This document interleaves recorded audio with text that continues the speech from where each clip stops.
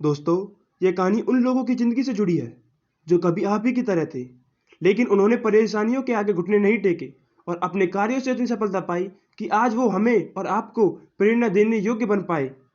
सभी के जीवन में एक समय ऐसा आता है जब सभी चीज़ें आपके विरुद्ध में हो रही हों और हर तरफ से निराशा मिल रही हो। चाहे आप एक प्रोग्रामर हैं या कुछ और, आप जीवन के उस मोड़ पर खड़े होते हैं जहां सब कुछ गलत हो रहा होता है। अब चाहे ये कोई सॉफ्टवेयर हो सकता है जिसे सभी ने रिजेक्ट कर दिया हो, या कोई आपका फैसला जो बहुत ही भयानक साबित हुआ हो। सही मायने में विफलता सफलता से ज़्यादा महत्वपूर्ण होती है।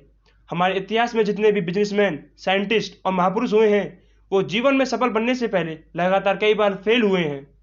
जब हम बहुत सारे काम कर रहे हों तो ये जरूरी नहीं कि सब कुछ सही होगा, लेकिन अगर हम इस वजह से प्रयास करना छोड़ देंगे तो कभी सफल नहीं हो सकते।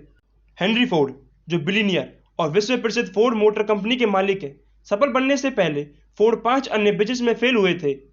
कोई और होता तो 5 बार अलग अलग बिजनेस में फेल होने के कारण और कर्ज में डूबने के कारण टूट जाता, लेकिन फोर्ड ने ऐसा नहीं किया और आज एक बिलीनियर कंपनी के मालिक हैं।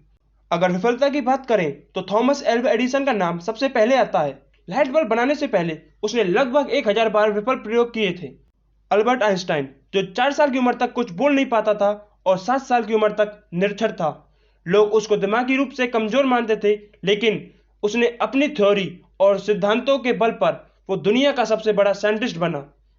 अब जरा सोचो कि अगर हेनरी फोर्ड 5 बिजनेस में फेल होने के बाद निराश होकर बैठ जाता, या एडिसन 999 बार असफल प्रयोग के बाद उम्मीद छोड़ देता, और आइंस्टाइन भी खुद को दिमागी रूप से कमजोर मान के बैठ जाता, तो क्या होता? हम बहुत सारी महान प्रतिभाओं और आविष्कारों से अनजान रह जाते। तो मित्रों, असफलता सफलता से कहीं ज्यादा महत्वपूर्ण है। असफलता ही इंसान को सफलता का मार्ग दिखाती है।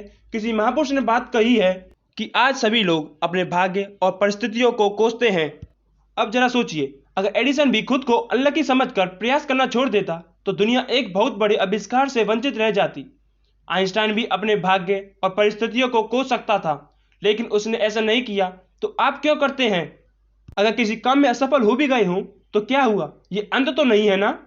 फिर से कोशिश करो, क्योंकि कोशिश करने वालों की कभी हार नहीं होती।